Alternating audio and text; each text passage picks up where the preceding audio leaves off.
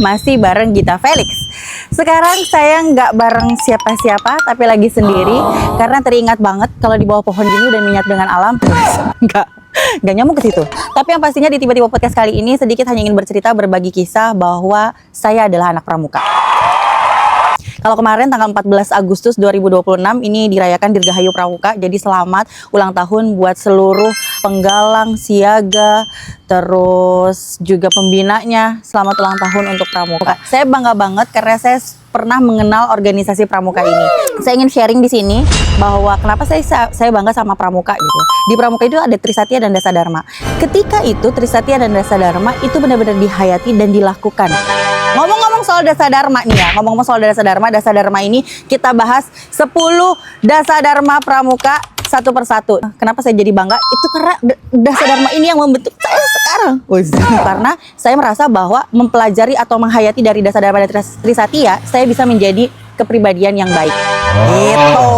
Dasa Dharma pertama itu adalah takwa kepada Tuhan Yang Maha Esa. Gimana ceritanya si anak-anak pramuka ini tetap taat, guys, sesuai dengan agamanya masing-masing, dan kita juga toleransi sesama agama. Nih, cinta alam dan kasih sayang sesama manusia. Waktu itu sempat hiking, jadi memang di situ saya belajar bahwa alam ini punya cerita, alam ini punya sesuatu hal yang kita nggak boleh macam-macam. Ya. Terus di hiking itu saya belajar bahwa mulut nggak boleh sompral, ya kan? Mulut nggak boleh sompral karena alam punya cerita sendiri. Hati-hati itu. Dan akhirnya saya suka senyum. Kalau ketemu saya nggak senyum, tolong dicolek ya. Karena saya dari situ belajar bahwa senyum itu bisa membahagiakan orang. Kenapa? Karena waktu hiking saya masuk ke perkampungan, setiap ada perkampungan gitu kan kita permisi terus kita tersenyum. Bukan selentingan, tapi saya mendengar bahwa kakak itu senyum loh, cantik sekali. Nah, gara-gara itu, jadi saya tuh pokoknya harus tersenyum karena walaupun saya nggak cantik, ternyata kalau tersenyum itu kita jadi cantik gitu lah. Terus yang ketiga, patriot yang sopan dan kesatria. Kalau ini memiliki jiwa nasionalisme, beretika baik dan berani membela kebenaran.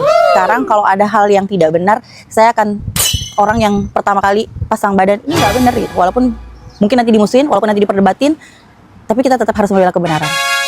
Nasionalisme kita lagi diuji dengan keadaan Indonesia yang sekarang. Seperti apa ya? Ini sendirilah ya.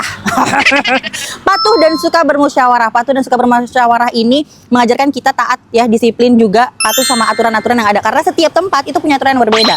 Setiap rumah punya aturan yang berbeda. Setiap sekolah punya aturan yang berbeda. Jadi ini mengajarkan kita untuk bisa beradaptasi dan bermusyawarah. Kalau ada masalah ya kita ngomongin baik-baik. Jangan ngomongin di belakang, ya kan? Gak bagus, musyawarah aja. Kemudian rela menolong dan tabah, insya Allah ya, saya bersama tim Gita Felix Planner juga orang-orang yang siap menolong sesama, dan karena kita juga punya misinya untuk bermanfaat bagi orang banyak. Jadi ini ada dalam darah kita, anak Gita Felix Planner. Tabah ya, tabah menghadapi cobaan ini banyak banget. Jadi walaupun cobaan ini terus bertubi-tubi, kita harus tetap semangat, kita harus optimis bahwa Allah tidak akan pernah memberikan ujian kepada makhluknya di luar kemampuan. Rajin, terampil, dan gembira. Aku rajin karena dia rajin banget ya. Terampil dan gembira. Gimana aku gembira ya? Gembira. Hemat, cermat, dan bersaja. Nah, yang hemat ini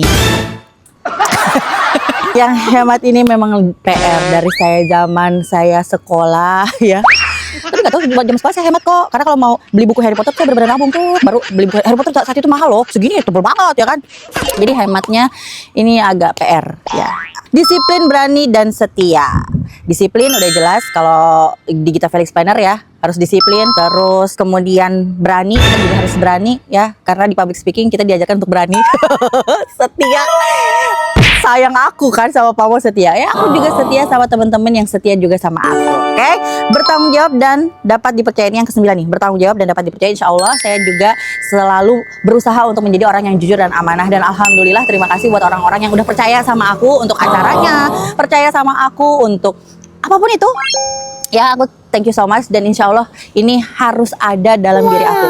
Oke, yang ke-10 ada suci dalam pikiran, perkataan maupun perbuatan. Jadi menjaga niat yang bersih, perkataan yang baik, tindakan yang benar. Insya Allah ini kita harus lakukan, bener gak sih? Dari situ, dari 10 Dasa Dharma ini yang membentuk karakteristik Gita Feliciana.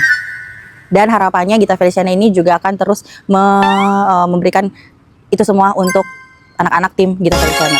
Cuman sedikit perbedaan antara pramuka zaman dulu sama pramuka sekarang. Kalau zaman dulu pramuka itu kan benar-benar diajarkan kemandirian, Terus problem solvingnya, diajarin problem solving gimana ceritanya kalau kita kemah nih, kita ngomongin kemah aja deh.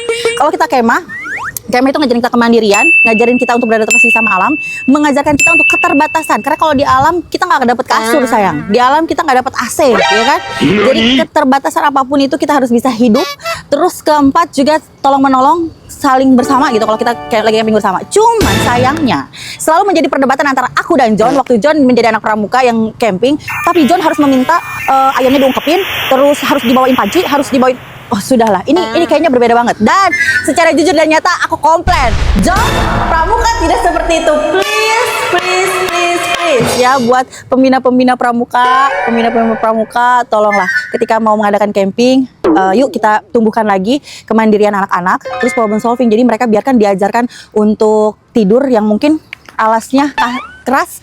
Terus udah gitu dengan keterbatasan mungkin karena mereka cuma bawa telur hanya 2, terus dimasukin ke dalam telur itu dimasukin ke dalam beras. Jadi dimasukin ke dalam beras terus harus masak dan rame-rame, atau hanya mungkin makan mie, atau hanya mungkin makan kornet yang ini telur. Intinya keterbatasan, dan minta kerjasama juga sama orang tua. Kalau mereka memang dimasukkan dalam pramuka, ajarkan anak-anaknya untuk tega, anak-anaknya beradaptasi dengan lingkungan. Jadi nggak usah dibawain kasur, bantal, gak usah dibawain diungkepin dulu ayam biar mereka tinggal goreng, karena di hutan gak akan ada begitu ya. Biarkan mereka untuk belajar survive, please, pramuka zaman now. Jadi mumpung ini masih aura-aura happy birthday buat pramuka ya, maksudnya dirgahayu pramuka, yuk kita tanamkan lagi kemandirian, problem solving, terus kemudian jiwa survive-nya untuk anak-anak kita, supaya nanti generasi kedepannya juga sesuai dengan Tri Satya dan Dasa Dharma. Saya Gita Felix, anak pramuka, salam pramuka. Nah, coba